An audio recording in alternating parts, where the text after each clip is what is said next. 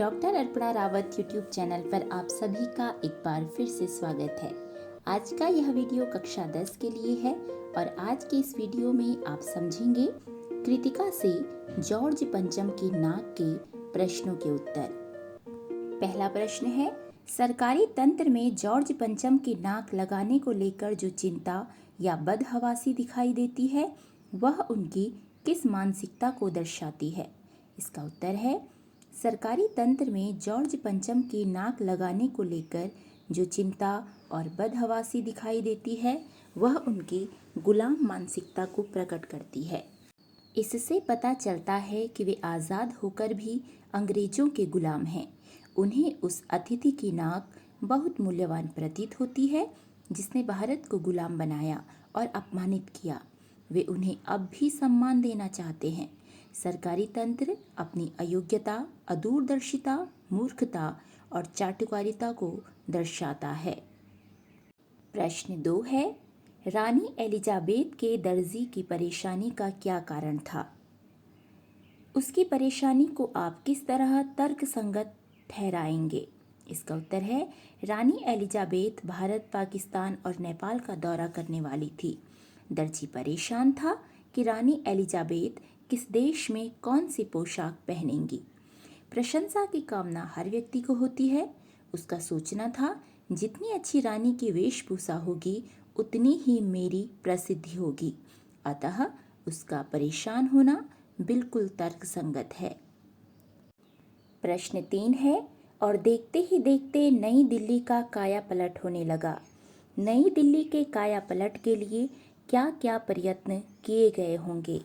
इसका उत्तर है, नई दिल्ली के कायापलट के लिए सबसे पहले सफाई करवाई गई होगी। सड़कों, सरकारी इमारतों और पर्यटन स्थलों को रंगा पोता और सजाया गया होगा। प्रकाश की व्यवस्था की गई होगी। सड़कों को मरम्मत कर उन्हें सुविधाजनक और चमकदार बनाया गया होगा। रानी के आवागमन के रास्तों पर प्रकाश की व्यवस्था और सजावट की गई होगी। जगह जगह स्वागत द्वार बनाए गए होंगे। राजपथ के दोनों ओर फूल पौधे लगाए गए होंगे। प्रश्न 4 है, आज की पत्रकारिता में चर्चित हस्तियों के पहनावे और खान पान संबंधी आदतों आदि के वर्णन का दौर चल पड़ा है। पहला प्रश्न है, इस प्रकार की पत्रकारिता के बारे में आपके क्या विचार हैं? इसका उत्तर है, आज की पत्रकारिता में चर्चित हस्तियों के पहनावे और खान पान संबंधी आदतों आदि के वर्णन का दौर चल पड़ा है। ऐसी पत्रकारिता घटिया होती है क्योंकि आम लोगों को चर्चित हस्तियों के पहनावे, उनके अंगरक्षकों, उनके पालतू जानवरों तथा कामगारों के विषय में जानने या पढ़ने से कोई लाभ नहीं होता है। इस तरह की पत्रकारिता राष्ट्र हित के अनुकूल नहीं है क्योंकि यह पत्रकारिता युवा पीढ़ी को भ्रमित करती है। प्रश्न ख है, इस तरह की पत्रकारिता आम जनता विशेषकर युवा पीढ़ी पर क्या प्रभाव डालती है? इसका उत्तर है, चर्चित व्यक्तियों की व्यर्थ चर्चाएं युवा पीढ़ी पर बुरा प्रभाव डालती हैं। उन चर्चित व्यक्तियों की नकल करने का प्रयास, उन्हीं की संस्कृति में जीने की इच्छा युवा पीढ़ी के मन में रहती है जिससे उन पर दुष्प्रभाव पड़ता है।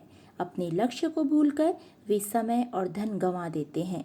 युवा उनके पहनावे, खान पान आदि की नकल करने की कोशिश में जीवन को गलत दिशा में मोड़ देते हैं। प्रश्न 5 है, जॉर्ज पंचम की लाट की नाक को पुनः लगाने के लिए मूर्तिकार ने क्या क्या यत्न किए? इसका उत्तर है, जॉर्ज पंचम की लाट की नाक को लगाने के लिए मूर्तिकार ने अनेक प्रयत्न किए। उसने सबसे पहले उस पत्थर को खोजने का प्रयत्न किया जिससे वह मूर्ति बनी थी। इसके लिए पहले उसने सरकारी फाइलें ढूंढवाई, फिर भारत के सभी पहाड़ों और पत्थर की खानों का दौरा किया, फिर भारत के सभी महापुरुषों की मूर्तियों का निरीक्षण करने के लिए पूरे देश का दौरा किया। अंत में जीवित व्यक्ति की नाक काटकर जॉर्ज पंचम की मूर्ति पर लगा दी। प्रश्न 6 है, प्रस्तुत कहानी में जगह जगह कुछ ऐसे कथन आए हैं जो मौजूदा व्यवस्था पर करारी चोट करते हैं। उदाहरण के लिए, फाइलें सब कुछ हजम कर चुकी हैं। सब हुक्कामों ने एक दूसरे की तरफ ताका। पाठ में आए ऐसे अन्य कथन छांट कर लिखिए। इसका उत्तर है पाठ में आए ऐसे कथन मौजूदा व्यवस्था पर चोट करते हैं। पाठ में आए ऐसे अन्य कथन निम्नलिखित हैं।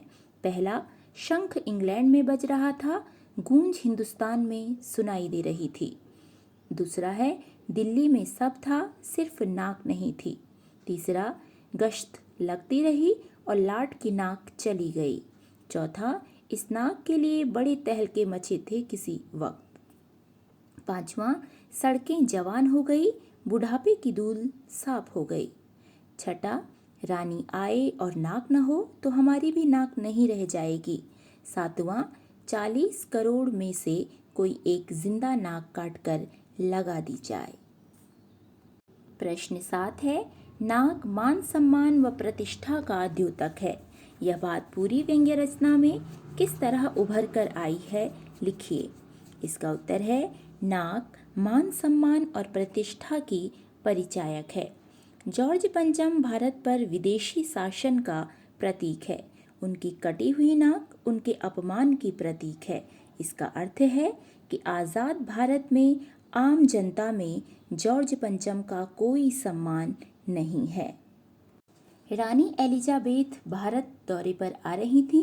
ऐसे में जॉर्ज पंचम की नाक का न होना उसकी प्रतिष्ठा को धूमिल करने जैसा था।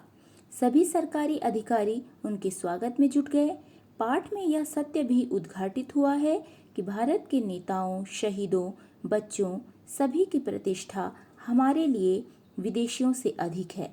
जॉर्ज पंचम की नाक भारतीय स्वतंत्रता सेनानियों की नाक से नीची थी, परंतु सरकारी अधिकारी उसकी नाक बचाने में लगे रहे, यहाँ तक कि अंत में किसी जीवित व्यक्ति की नाक काटकर जॉर्ज पंचम की नाक पर लगा दी गई।